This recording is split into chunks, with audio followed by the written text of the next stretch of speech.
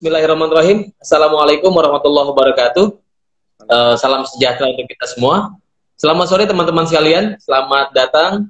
Selamat bergabung di akun Instagram @caknur_society. Ini adalah akun resmi yang dikelola oleh Nur Khalis Masjid Society. Hari ini adalah pekan pertama, bahkan sesi pertama untuk kita berbincang tentang, katakanlah kita sebut sebagai talk show Humanisme Cak Nur. Nah, Mas Zaki akan bicara mengenai neomodernisme Nur Khalis Masjid. Nah, apa sih sebetulnya yang akan kita perbincangkan pada sore hari ini? Bagaimana sebetulnya menjelaskan posisi intelektual Cak Nur, mengapa dia disebut sebagai seorang neomodernis? Ya, kalau saya berbincang dengan Pak Mul misalnya, oh ya, Pak Mul tuh seorang tradisionalis, kalau Cak Nur tuh seorang neomodernis, ya, udah begitu. Kemudian juga dalam posisi sebetulnya tidak terlepas dari orang-orang yang mempengaruhi Cak Nur. Katakanlah orang seperti Fazlur Rahman, itu kan orang yang begitu berpengaruh, tokoh yang begitu berpengaruh pada pembentukan pemikiran Cak Nur. Nah, nanti Mas Zaki akan bicara mengenai ini. Kemudian juga sebetulnya kalau neomodernisme itu yang saya pahami adalah itu gabungan pemikiran sekaligus yang modern dengan yang tradisional. Mungkin nanti Mas Zaki silakan dikoreksi.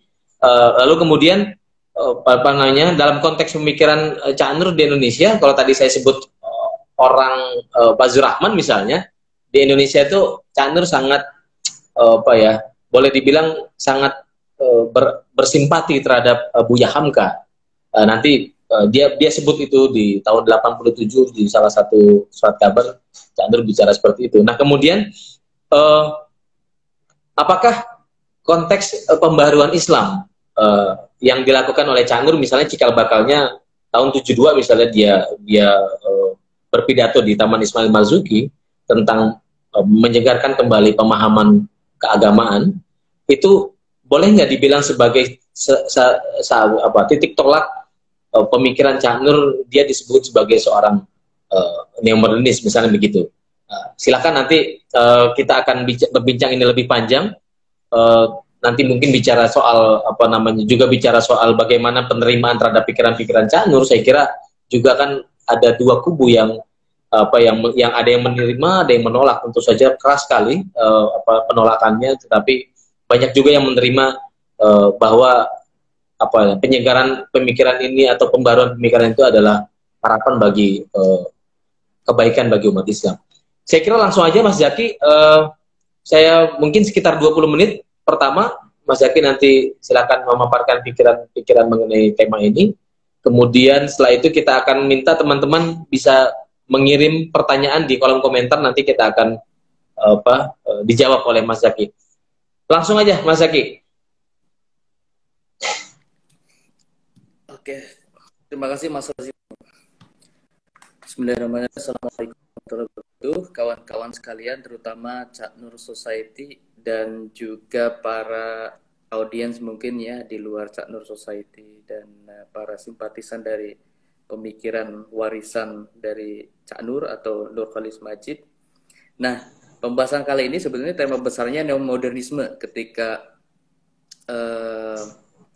Mas Rozi menawarkan kepada saya untuk membeberkan apa itu neomodernisme, terutama dalam pemikiran Cak Nur, sebetulnya saya juga langsung terfikir bahwa seorang tokoh itu kan tidak bisa sebetulnya kalau ditilik dari awal mula dia berkarya sebagai seorang intelektual dari tahun 60-an, katakanlah 68 ketika Cak Nur menjadi ketua PBHMI dan kemudian menelurkan gagasan-gagasan pertamanya tahun 72, kemudian sebelum ke Amerika, masa di Amerika dan setelahnya, itu kan ada banyak fase. Jadi tidak bisa diringkus, direduksi dalam satu kategori.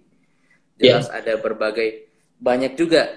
Walaupun misalkan Greg Barton salah satunya tahun 90-an di sebuah jurnal mengatakan Cak Nur itu ya neomodernis karena menggabungkan antara modernisme dan tradisionalisme. Dalam pengertian, mungkin ini sedikit menjelaskan bagi teman-teman yang belum mendalami ide-ide ilmu sosial dan ilmu keislaman, bahwa penggabungan antara yang tradisional bahwa mereka yang memegang tradisi dan mereka yang modernis, yaitu berupaya untuk mengadopsi berbagai macam leksikon dan juga proyek-proyek modern. Terus, neo-modernis itu menggabungkan keduanya. Jadi berada antara titik tengah di antara keduanya atau merupakan sebuah sintesis. Nah, Greg Burton mengkategorisasikan Cak Nur sebagai neomodernis. Walaupun kemudian banyak sekali kategorisasi kepada Cak Nur itu macam-macam. Ada transformatif, ada substansialis, ada juga perennialis sufi dan macam-macam. Tapi kalau secara pribadi saya sebagai misalkan seorang peneliti dan sarjana menganggap Cak Nur itu sebagai seorang yang sebetulnya mengalami berbagai macam fase, dan mungkin sebagaimana para intelektual lain juga dia sebetulnya hibrid, ada berbagai macam ide kemudian diolah secara kreatif. Sama seperti ketika Cak Nur mengungkap berbagai aspek dari pemikiran Ibnu Taimiyah.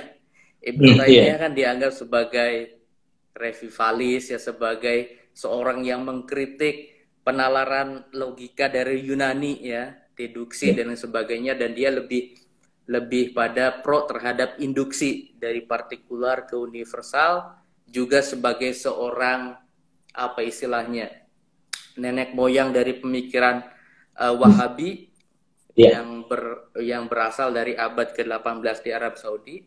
Tapi kemudian Cak Nur memberikan semacam sebuah penelitian yang radikal bahwa Ibnu Taimiyah itu tidak seperti itu. Nanti mungkin akan ini tentang Ibnu Taimiyah tentu akan banyak diulas saya pikir di sesi Cak Nur tersendiri, ya. Salah satu sesi di bedah buku disertasi Cak Nur. Dan disertasi Cak Nur itu kalau mau saya apa istilahnya diungkapkan secara singkat di sini, bahkan sebelum para peneliti modern saat ini, maksudnya kontemporer, meneliti tentang Cak Nur, dari misalkan dari yang terakhir itu ada banyak, terutama di Inggris ada Fasalot, juga ada Sahab Ahmed almarhum sudah meninggal, tapi ada Ibnu Taimiyah in Times, itu mengungkap bahwa Ibnu Taimiyah itu tidak seperti yang dibayangkan banyak orang sebagai seorang fundamentalis yang mengkritik macam-macam. Jadi beliau seorang, kalau saya menggunakan bahasa dari Sahab Ahmed itu, kalau tidak salah ingat, sebagai seorang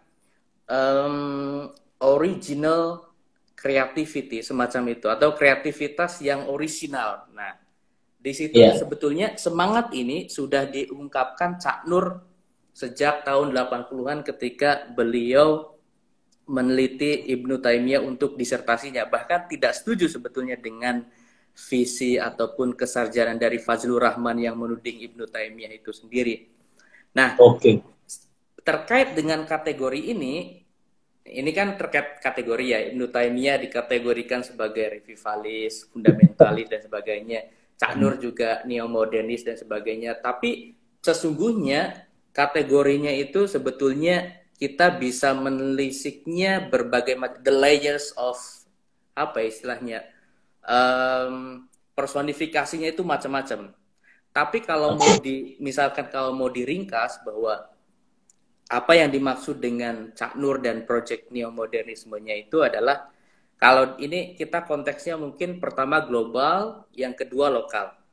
Tentu yang pertama misalkan neomodernisme adalah jawaban ataupun respon tanggapan terhadap gejala dan gerakan Islam yang sudah ada sejak katakanlah awal abad ke-19 dan 20, yaitu yang pertama, bagaimana umat Islam, umat muslim di seluruh dunia termasuk di Indonesia menerima berbagai respon terhadap ide-ide kemajuan dari barat. Nah, itu kemudian muncul banyak seorang pembaru yang disebut sebagai modernis. Ada Jalaluddin Al-Afghani, terus kemudian juga Muhammad Abduh, Rashid Ridho di Mesir dan sebagainya, ya, yang kemudian melebar luas melalui berbagai kanal informasi semacam jurnal waktu itu kayak kita, koran hari ini, atau media sosial hari ini. Ide-ide pembaruan ini menyebar sehingga kemudian muncul modernisme Islam. Di Indonesia ada Muhammadiyah. Nah, ini kalau mau disimplifikasi, disederhanakan seperti itu. Nah, sementara di sisi lain juga selain modernisasi atau gerakan modernis Islam, juga ada revivalis, yaitu misalkan yang menolak bahwa modernis ini membawa sebagai corong dari Barat dan sebagainya, bahwa kemudian ajaran Islam kemudian dikikis dan mereka lebih pada ide-ide untuk pembentukan Islam sebagai ide politik. Pas kebetulan sejak tahun 1924 kekhalifahan dibubarkan dan kemudian gerakan revivalis ini muncul sebagai sebuah apa istilahnya, tanggapan yang sangat keras terhadap modernis juga sebetulnya. Ada persamaan di antara modernis dan revivalis, yaitu kembali kepada Quran dan hadis, walaupun metodenya beda. Nah, di sisi lain juga ada Islam tradisionalis, yaitu yang kalau di Indonesia sebetulnya itu adalah pengejawantahan yang sangat unik dan juga prosesnya sangat panjang, karena misalkan yang terlembagakan dalam tubuh Nahdlatul Ulama, tentu NU yang sekarang transformasinya juga berbeda, adalah karena apa istilahnya, asal muasal dari Islam tradisional ini kan karena mereka anti terhadap company, segala yang berbau Belanda ya, termasuk pakaian. Jadi kalau mau melihat ulama-ulama NU atau Islam tradisional sebelum zaman Wahid Hasyim, Menteri Agama yang pertama, itu nggak pakai dasi dan macam-macam, bahkan sekolah itu dianggap sebagai produk kafir kan. Nah, itu gampangnya ada proses semacam rejectionisme, penolakan terhadap berbagai hal yang berbau Barat, dan kami Islam tradisionalis menganggap bahwa tradisi itu perlu dipertahankan, diteruskan dan sebagainya. Nah, ini dari katakanlah dari 3 macam kecenderungan ini tentu saja menjadi latar belakang yang unik dalam diri Cak Nur, terutama karena beliau kalau kita lihat biografinya ya, kaleidoskopik dari ayahnya Cak Nur sendiri kan itu sebagai seorang kiai darah biru NU, tapi yang aktif di Masyumi. Bahkan ketika NU kemudian pisah dari Masyumi dan sebagai partai politik, bapaknya Pak Abdul Majid, Pak Kiai Haji Abdul Majid ya, masih tetap berada di Masyumi. Ini menurut saya memberikan semacam etos intelektual tersendiri bagi Cak Nur untuk tetap sedari awal, sebetulnya bukan setelah dari Chicago, sedari awal tetap rutin atau mengakar pada pembacaan Islam klasik, tapi juga tidak anti terhadap yang berbau modern. Nah, hanya saja kemudian tentu kita pahami kalau kita baca biografi Cak Nur, biografi intelektual ataupun politiknya juga, terus kemudian beliau dianggap sebagai seorang gampangnya neo-masyumi atau seorang natsir muda kalau tidak salah ya. Sehingga kemudian ketika beliau menelurkan berbagai gagasan tahun 60-an akhir dan 70-an awal, kemudian loh, kok ini ternyata nggak natsir, ini kok beda, ini sekuler dan sebagainya. Tentu antara gagasan ringkas di sini yaitu rasionalisasi. Rasionalisasi adalah bukan rasionalisasi sebagai apa istilahnya, upaya untuk mengembalikan tradisi intelek dalam umat Islam, tapi bukan sebagai westernisasi atau pembaratan. Juga kemudian sekularisasi. Sekularisasi tentu kita tahu bahwa Cak Nur lebih menganggap bahwa apa yang temporal di dunia ini, apa yang duniawi, anggap sebagai duniawi dan tidak menjadikannya kecenderungan ukhrawi. Dan kemudian kalau melompat dari tahun 70 ke 80 ketika Cak Nur nulis tentang Ibnu Taimiyah dan kemudian menulis di Islam Doktrin dan Peradaban tahun 1992, memberikan semacam apa ya, kalau saya lihat tentang sejarahnya itu bahwa justru semangat ini kemudian lebih dikembangkan melalui yang Cak Nur temui dalam diri intelektual Ibnu Taimiyah. Tentu ada berbagai macam Cak Nur bukan seorang pengikut Ibnu Taimiyah per se mutlak, tapi juga mengikuti banyak perkembangan pemikiran Islam dari awal hingga katakanlah studi tentang Islam pada zaman itu, yang menurut saya memberikan sebuah landasan berpikir yang kuat bagi Cak Nur untuk berdiri di antara, katakanlah bukan titik tengah ya, sih yang seperti saya diungkap di awal, tetapi konvergensi di antara bagaimana Cak Nur memberikan kontribusi yang positif terhadap pemikiran umat Islam di Indonesia agar tidak mandek. Dalam bahasa Cak Nur itu, karena umat Islam kehilangan daya tonjok psikologis ya, kalau nggak salah ada bahasa Inggrisnya. Nah, Cak Nur ya tentu di sini juga dengan daya imagis Cak Nur, bahasa Inggris dan bahasa Arab pada zaman itu dianggap sangat maju dan sebagainya. Nah, karena tidak adanya daya tonjok ini, Cak Nur sebetulnya lebih mengkritik pada Islam tradisional yang kemudian menganggap bahwa tradisi yang sudah berlaku, katakanlah secara radikal kita disebut contohnya di sini misalkan ini secara radikal ya, tahlilan misalkan, dan berbagai macam tradisi-tradisi yang sudah itu dianggap sebagai Islam gitu. Jadi seolah-olah tidak bisa keluar dari situ. Tapi di sisi lain juga Cak Nur menolak juga bahwa terutama yang terkait pada revivalisme Islam politik ya. Dan ini sangat penting sebetulnya dalam konteks karir Cak Nur. Jadi adanya gagasan tentang Islam sebagai dasar negara, hubungan antara negara dan agama, di mana Islam kemudian harus menjadi dasar dari negara, itu sudah lama, terutama dari istilahnya penghidupan kembali untuk 7 kata dalam Piagam Jakarta, itu kan sejak bertahun-tahun ya, hingga tahun 60-an, 70-an, dan ini menjadi latar belakang yang menarik sebetulnya bagi Cak Nur untuk gimana sih supaya umat Islam itu tidak menganggap Islam itu bahwa mutlak Islam harus negara. Nanti kalau Islam bentuknya sebagai negara, apapun menjadi absolut. Penalarannya adalah ketika menganggap sesuatu menjadi absolut, itu menjadi lawan atau syarik dari Tuhan. Ketika menyejajarkan ini, berarti itu syirik, politeisme. Yang kemudian penalarannya banyak dijabarkan dalam berbagai macam argumentasi.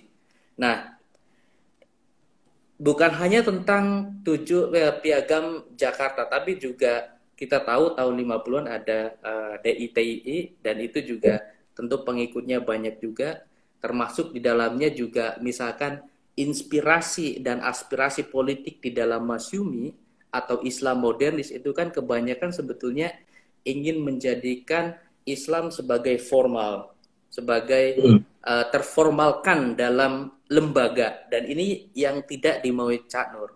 Di antara dua dayung kekuatan ini, kemudian Cak Nur menganggap bahwa ide-ide awalnya untuk sekularisasi dan juga rasionalisasi dan sebagainya itu dianggap sebagai sebuah penengah. Kebetulan pada zaman itu Orde Baru muncul, dan bahasa politik atau ekonomi saat itu adalah pembangunan dan kalau kita meneliti kembali bahasa zaman itu adalah era lepas landas. Nah, disitulah dari Rostow, Cak Nur kemudian menganggap bahwa bahasa ini sangat penting. Di satu sisi dipandang sebagai sebuah akomodasi terhadap perkembangan politik yang pro Orde Baru. Tapi di sisi lain sebetulnya beliau ingin memberikan sebuah landasan pemikiran yang sangat radikal, kalau mau dibilang seperti itu, bagaimana supaya umat Islam tidak mandek bahwa perjuangan umat Islam itu hanya di partai politik. Jadi apa yang beliau sebut sebagai Islam sebagai peradaban, Islam sebagai kebudayaan, itu ada di situ. Jadi kalau semuanya kemudian energi Islam, kalau kita menggunakan bahasa pada zaman itu, untuk energi Islam dihabiskan untuk negara Islam, untuk urusan politik, itu akan menjadi semacam sebuah pembuangan waktu yang boros, dan itu dipikir oleh para cendekiawan, terutama Cak Nur sebagai gerbong utamanya. Tentu ada banyak juga aktornya, kita tidak menafikan adanya banyak aktor yang ikut mendukung Cak Nur ataupun aktor-aktor lainnya dalam memberikan alternatif secara psikologis dan juga secara intelektual bagaimana kelompok Islam di Indonesia yang pada zaman Orde Baru dianggap sebagai musuh, bahkan Orde Baru kan sangat anti terhadap Masyumi dan macam-macam, bahkan salaman dengan tokoh-tokoh Masyumi juga tidak mau seperti itu. Beda seperti tahun 90-an. Nah, di situ kemudian saya pikir Cak Nur berhasil memberikan posisi ataupun titik temu di antara dua, kalau dalam pemikiran Islamnya dua tradisi, tradisionalisme dan modernisme, tapi dalam konteks sosiologis dan politik di Indonesia juga beliau berada di titik tengah. Banyak sekali kontroversinya tentu saja, tapi ini adalah sebuah harga yang harus dibayar ya. Terus aspek lain misalkan kalau kita lihat tentu saja ada berbagai macam pengaruh dari misalkan Fazlur Rahman ketika Cak Nur belajar di Chicago, kemudian Fazlur Rahman menjadi supervisor utama, walaupun sebetulnya tidak selalu menjadi rujukan yang paling otoritatif dalam perkembangan intelektual. Cak Nur tetap mempunyai fase intelektualnya sendiri. Tentu ada pengaruh dari Fazlur Rahman, terutama pada metode misalkan penafsiran pada hal-hal yang etis dari Al-Quran, yang Fazlur Rahman sebut sebagai teori double movement kan. Bagaimana kita membaca realitas hari ini, kemudian melalui ayat-ayat Quran beserta konteksnya di masa lalu kemudian ditarik nilai-nilai yang universal dan yang etis itu kemudian untuk dikontekstualisasikan pada zaman ini. Intinya seperti itu. Tetapi kemudian juga kita menelisik banyak dalam karya Cak Nur, selain dari tentu dari periode Cak Nur tahun 60-an, 70-an hingga seterusnya, ada berbagai macam jargon-jargon, misalkan modernisasi seperti yang sudah saya sebut, kebebasan intelektual, yang disebut juga idea of progress, ide-ide kemajuan yang berakar dari tradisi pencerahan barat dan macam-macam. Juga tidak boleh lupa bahwa Cak Nur adalah salah satu penyokong dari demokrasi dan juga oposisi ya, yang Cak Nur sebut sebagai oposisi loyal, justru ketika Orde Baru semakin menguat 80-an. Tentu beserta tokoh lain semacam Gus Dur atau Abdurrahman Wahid. Tapi berbeda dengan Gus Dur, ya ini kalau dalam bahasa Gus Dur, kalau saya nggak menggunakan Al-Quran, saya masih dianggap Muslim. Kalau Cak Nur, nggak beda. Harus menggunakan Quran dan sebagainya, itu dalam candanya seperti itu. Karena walaupun Cak Nur mengungkap dengan Quran dan hadis, tetap dianggap liberal, atau bahasanya mungkin bukan liberal pada zaman itu, dianggap sebagai sekuler atau anti-Islam. Ya. Tapi saya pikir yang menarik dari Cak Nur terhadap misalkan konsep demokrasi, bagaimana Cak Nur menganggap demokrasi itu sebagai inspirasi dari Barat, bahwa inilah waktu itu kan konteksnya perang dingin ya, antara Timur dan Barat, antara demokrasi liberal Amerika dan juga sosialis di pihak yang lain, kemudian menganggap bahwa demokrasi merupakan sebuah hal yang harus diupayakan karena ini bukan hanya hal yang kemajuan saat ini, tapi beliau telisik lebih jauh dari tradisi kenabian dan juga tradisi setelah kenabiannya, itu pengalaman ketika Khalifah Rasidah, yaitu kekhalifahan yang keempat. Mas Zaki, bisa nggak kita sebut, kalau tadi Mas Zaki cerita soal sederet pembaruan pemikiran Islam yang dilakukan oleh Cak Nur, bisa nggak kita sebut bahwa upaya dia melakukan penyegaran kembali pemikiran Islam atau pembaruan tadi yang disebut sebagai mulai dari sekularisasi, rasionalisasi, apakah itu bukankah itu dimaksudkan untuk lebih memanusiakan manusia? Maksud saya, di mana aspek humanismenya gitu loh dari itu? Ya, ya.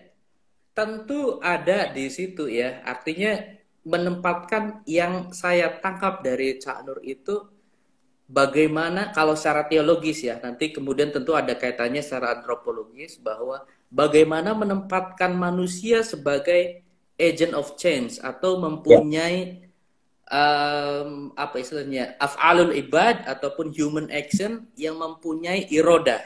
Itu dalam tulisan Cak Nur, teologi dan juga politiknya ada tuh. Ada kehendak yang manusia itu harus berusaha. Nah, salah satunya adalah yang terkait juga dengan neomodernisme yang kita bahas ini. Cak Nur membahas tentang etos kerja yang menjadi satu prinsip dasar yang paling fundamental dalam masyarakat modern. Etos kerja harus diwujudkan. Tapi kemudian Cak Nur juga menggali dalam tradisi Quranik, tradisi hadis, bahwa manusia harus berusaha, berikhtiar, dan sebagainya dengan mengikuti berbagai macam perdebatan teologis dari Asy'ari, dari Mu'tazilah, dan sebagainya dalam konteks teologi Cak Nurian.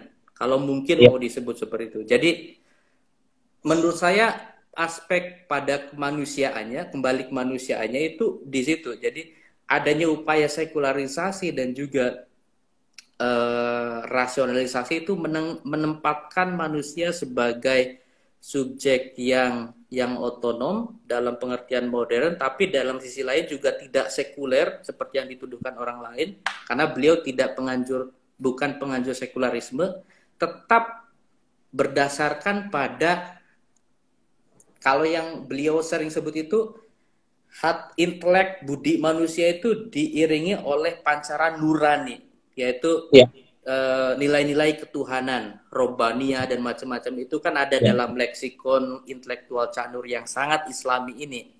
Dan kemudian uniknya di sini bahasa Cak Nur yang seperti ini, baik sebelum ke Amerika maupun setelah dari Amerika, itu sama persis etosnya dengan apa yang ditulis oleh Marshall Hodgson, seorang sejarawan dari Chicago yang meninggal relatif muda tahun 46, tapi bukunya setelah beliau meninggal posthumous kemudian menjadi menarik, yaitu The Venture of Islam.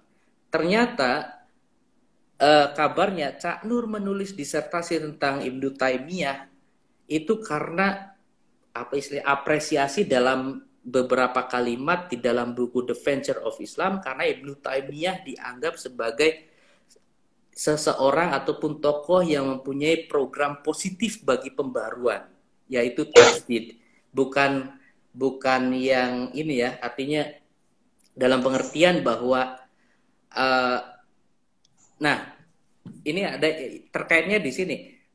Ibnu Taimiyah itu kan kemudian yang ditelisik Cak Nur itu kemudian ada aspek-aspek ketakwaan, bahwa manusia itu sama kalau mempunyai aspek ketakwaan. Tentu bukan ketakwaan yang sangat bersifat abstrak, tetapi mempunyai dalam bahasa yang modern etos kerja yang tinggi, profesionalisme, terus kemudian juga teratur dan sesuai dengan nilai-nilai modern, tapi tetap mempunyai nilai-nilai spiritual yang tinggi. Nah, ini sama dengan kepercayaan pribadi dari Marshall Hodgson. Menariknya, Marshall ini kan Hodgson ini seorang Quaker ya, seorang penganut dari denominasi Kristen yang juga sangat prihatin dengan prinsip-prinsip kesalehan dan juga kemodernan.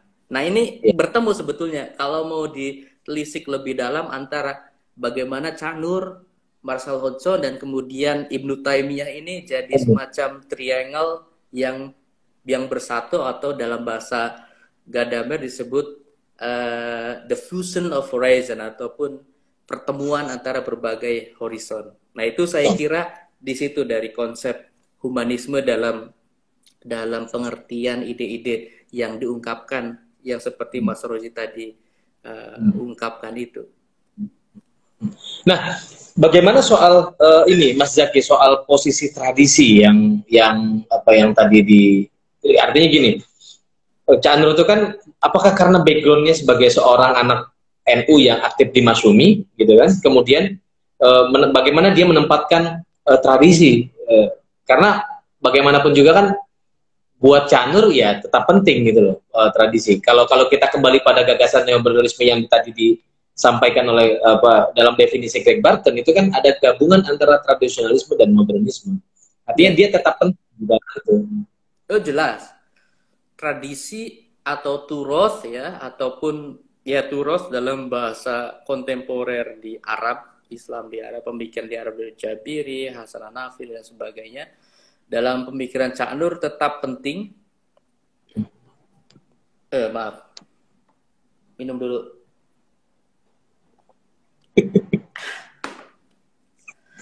Ini pertanyaan berat ini. Harus ada air sumber kehidupan.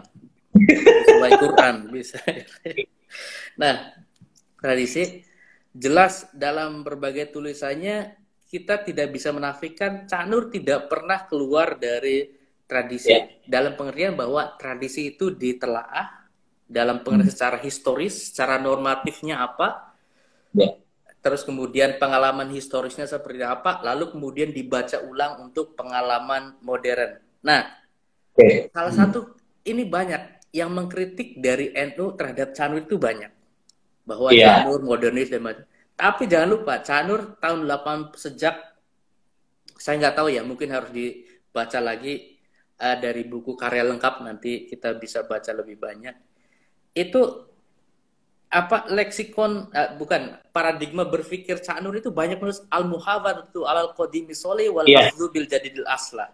Mempertahankan yang lama yang baik dan mengambil sesuatu yang baru yang lebih baik.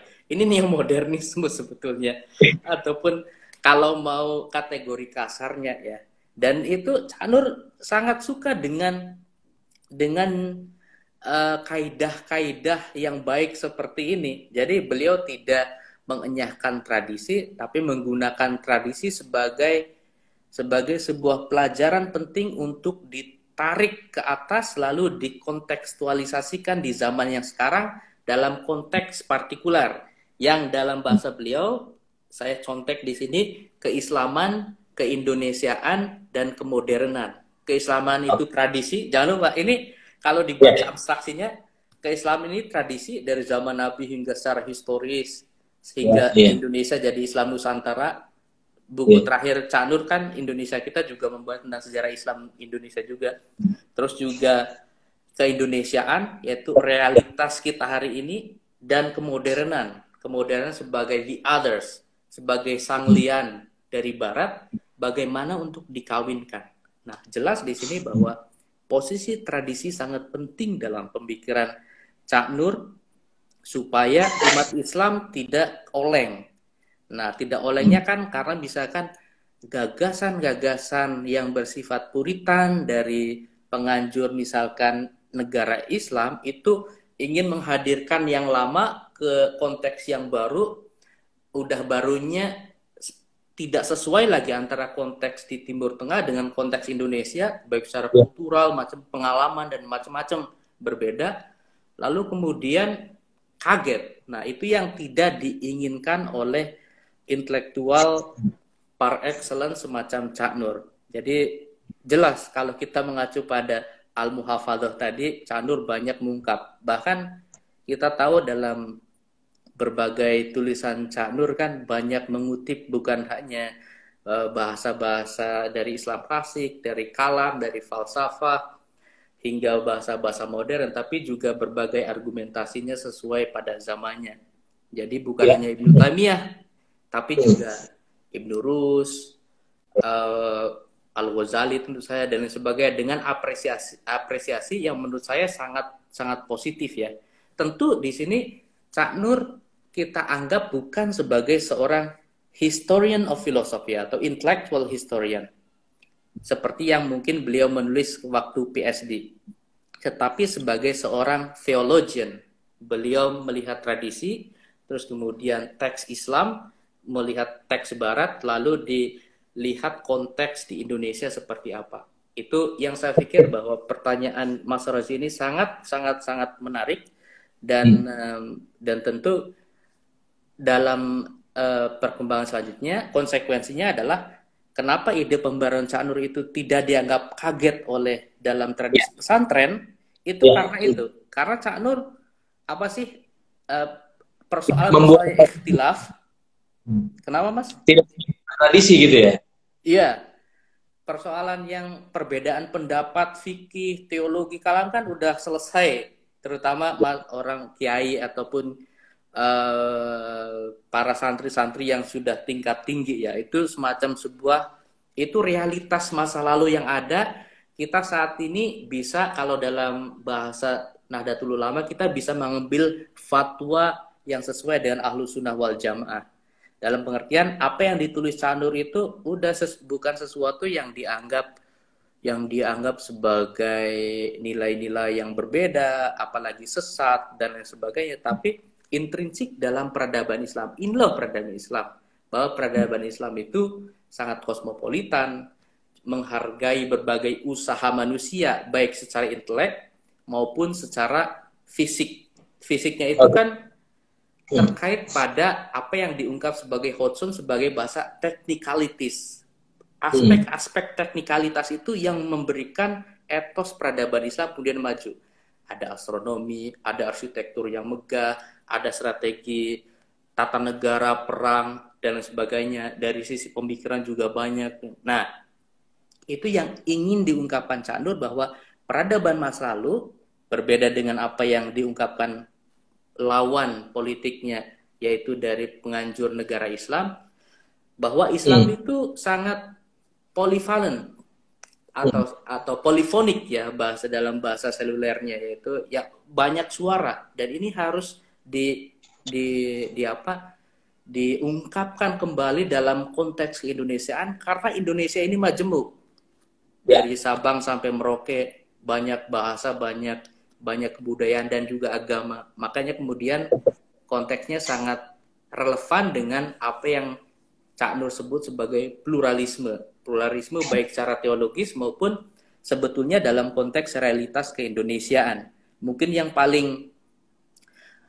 paling kontroversial adalah gagasan tentang pluralisme yang bersifat there is no God but God, tidak ada Tuhan kecuali Tuhan, yang kemudian memberikan aspek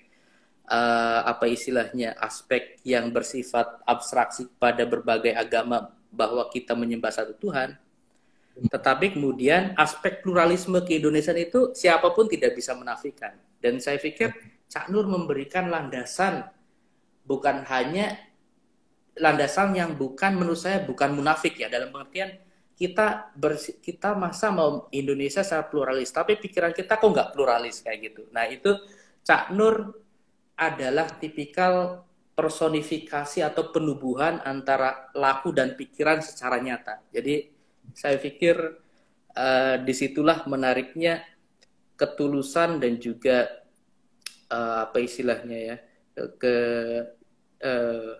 pemikiran Cak Nur yang genuine ada di situ ya. Oke. Mas Zaki, kita jawab pertanyaan temen nih. Ini ada dari Irfan Muhammad. Bagaimana pendapat Anda? Apakah pikiran Cak Nur sejalan dengan jaringan Islam liberal? Secara singkat, saya ingin mengungkap bahwa pengertian liberal sebelum ada jaring Islam liberal sebetulnya lebih bersifat positif dalam pengertian umum liberal sebagai kebebasan berpikir atau berijtihad dalam Islam ya. Tapi kemudian setelah ada jaring Islam liberal, kita ketahui dengan aspek neoliberalisme dan dukungan keuangan dan lain sebagainya, kemudian kata-kata liberal menjadi lebih dalam pemahaman saya jadi peyoratif, jadi lebih jelek, dan seolah-olah harus selalu dikaitkan dengan nilai-nilai liberalisme di Barat. Padahal menurut saya tidak seperti itu. Tentu senior kita yang ada di jaring Islam liberal tentu sekarang sejarahnya berbeda. Nanti Mas Ulil bisa cerita, atau Mas jadi kiai itu berkawan dengan keduanya juga gitu ya, nggak dekat secara fisik tapi kan ya senior gitu. Artinya ya dalam proses sejarahnya kalau kita lihat itu 20 tahun yang lalu ya, tahun 2001 Jaring Islam Liberal. Tapi kan JIL berdiri 2001, sebelumnya itu ada mailing list, saya lupa namanya, itu mengungkap bukan hanya orang-orang dalam Jaring Islam Liberal, tapi juga banyak kelompok intelektual masuk. Kalau sekarang WhatsApp group gitu loh, ada informasi tentang Islam, pemikiran, tipologi pemikiran Islam Timur Tengah, pemikiran Islam Syekh Waliullah Dihlawi dari India, dari Fazlur Rahman, macam-macam gitu. Nah kemudian Mas Lutfi dan Mas Ulil kemudian bikin JIL waktu itu. Tentu beberapa orang yang ada di situ juga terinspirasi Carun itu sebagai sebagian dari apa istilahnya ya, upaya untuk pembaruan pemikiran Islam. Tapi apakah yang disebut Cak Nur itu sama dengan apa yang disebut JIL, itu menurut saya, kalau saya posisi saya sebagai seorang peneliti sejarah intelektual Islam, itu berbeda kalau kita telaah. Walaupun ada berbagai macam pertemuan dari berbagai isu yang ada di dalamnya. Tentu kalau kita menelisik dari sisi politik dan ekonominya kan apalagi akan jauh berbeda. Tapi saya berpikir bahwa Cak Nur memberikan, justru sebelum reformasi, memberikan semacam apa istilahnya,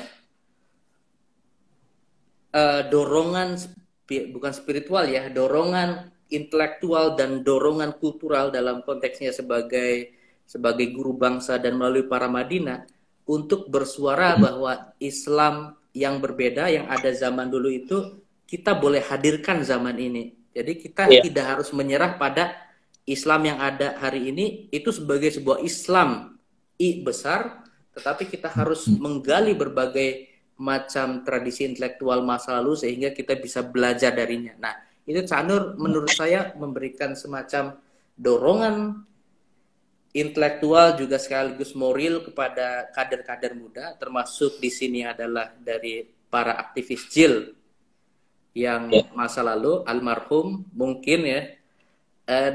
Kemudian bukan hanya JIL tapi juga banyak, karena Cak Nur ini kan sebetulnya pengikutnya banyak ya. Adanya Cak Nur itu inklusif bukan hanya di pemikiran tapi juga sebagai seorang pribadi, walaupun saya belum pernah ketemu, tidak seperti Mas Rozi yang sudah sebagai apa istilah sanadnya langsung berkahnya. Tapi saya menganggap betul kan Mas? Tapi saya menganggap bahwa Cak Nur itu santun gitu loh. Jadi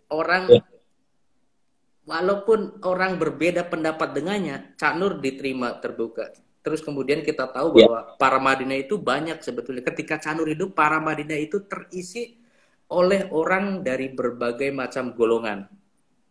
Yang kemudian dalam sebetulnya salah satu bagiannya adalah pertumbuhan Islam kota urban yang sangat bersemangat Islamnya itu ya, salah satu pionirnya itu dari jamaah Cak Nur.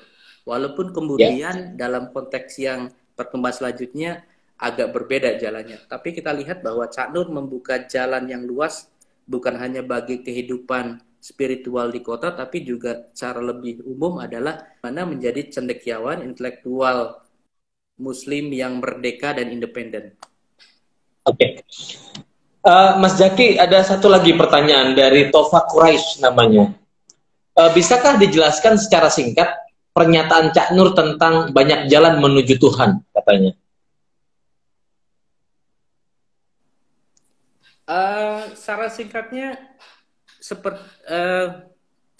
saya baca Cak Nur ketika waktu S1 ya, dan yang saya pahami bahwa Cak Nur mendalami ini dari berbagai macam ayat-ayat Quran, di dalam ayat-ayat Quran yang mungkin bersifat perennial atau abadi. Di situ Cak Nur misalkan mengungkap bahwa apa yang disebut sebagai syariah itu sebagai, dalam semantiknya, sebagai jalan. Jadi setiap agama mempunyai sir'atan wa minhajan kan.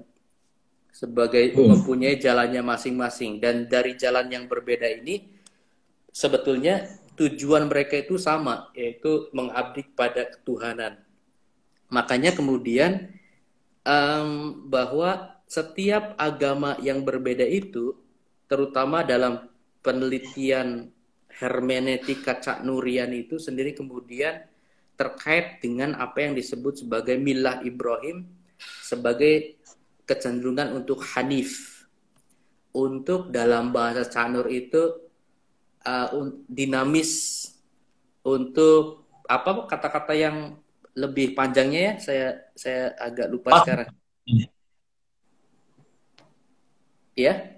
Hanif itu kepasrahan dia.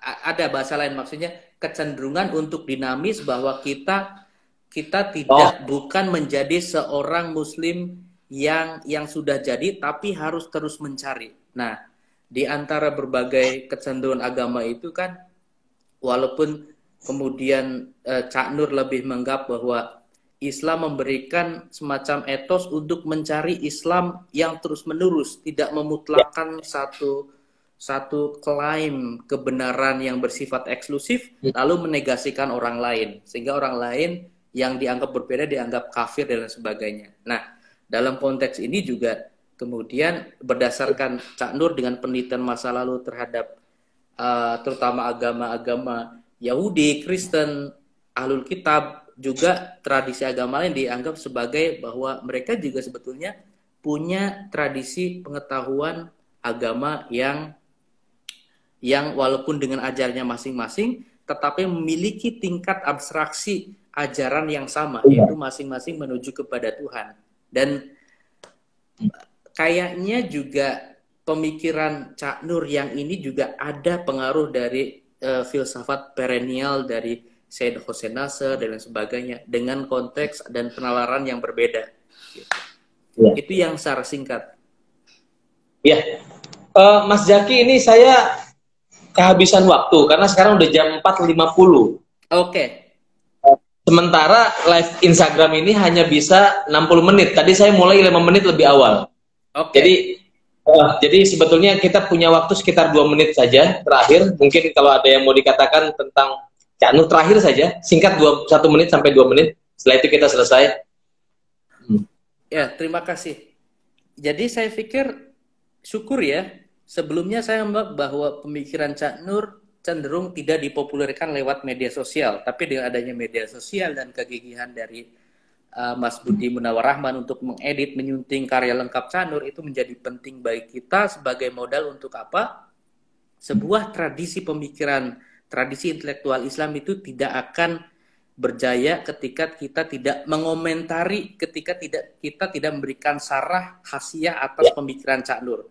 Jadi pemikiran Cak Nur, walaupun mungkin ada yang mengkritik dari berbagai sisi dan menambahkan, menguatkan dari berbagai hal, itu harus diupayakan. Jadi saya pikir tugas ke depan adalah komentar intelektual, komentar filosofis, teologis terhadap pemikiran Cak Nur, supaya pemikiran dari bukan hanya Cak Nur secara pribadi, tetapi 3 proyeknya yang penting, keindonesiaan, keislaman, keindonesiaan, dan kemodernan, menjadi sebuah proyek intelektual Indonesia yang sangat unik.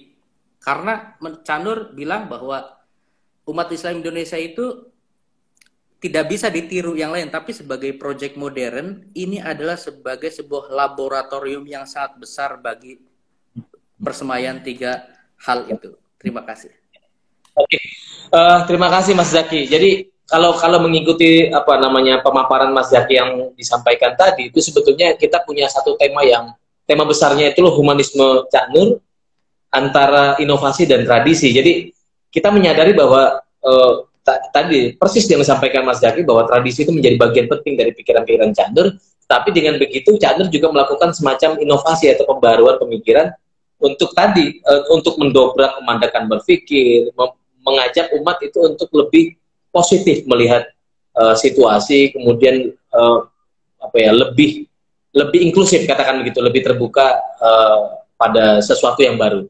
Saya kira itu yang bisa saya sampaikan. Terima kasih sekali lagi Mas Zaki, teman-teman sekalian yang sudah hadir. Besok kita kembali lagi dengan Oh, besok dengan Mas Zaki moderatornya.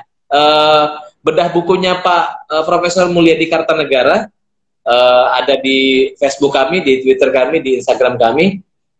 Hari Rabu kita bertemu dengan Bapak Nanang Takik, dosen di Falsafah dan Agama di UIN Jakarta. Kemudian hari Kamisnya kita bertemu dengan Ibu Musdah Mulia tentang perempuan dalam kubangan terorisme. Saya kira itu informasinya. Terima kasih sekali lagi teman-teman, Mas Zaki terutama. Wassalamualaikum warahmatullahi wabarakatuh. Waalaikumsalam warahmatullahi wabarakatuh.